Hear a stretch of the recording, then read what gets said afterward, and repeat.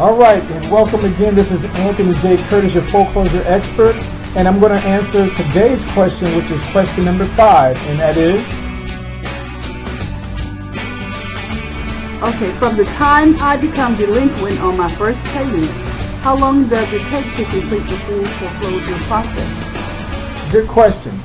So basically, how long does it take to complete really is all going to depend on what state you're in. Now, I'll say this real quick because you have different states that have different procedures. Like, for example, say in Georgia, for example, that's a non-judicial state, and it takes much less time because that state gives a right to a trustee to foreclose on your property.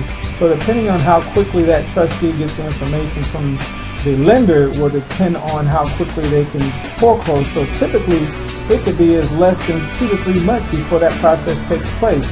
Now, in a state like Florida, for example, though, which is a state that is called a judicial process, which means they have to go through the courts in order to foreclose on you, that might take much longer. It could take a little longer. So let's just say if you decided that you just want to give the property back and you did not want to protest on anything, then it could be as quick as 3 to 6 months.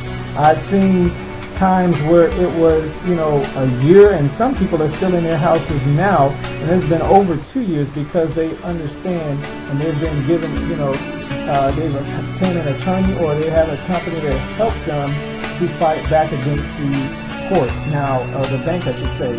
But saying that, even in a non-judicial system, there are ways to also do the same thing, and we're going to discuss those things on the other side when you become a member of our program.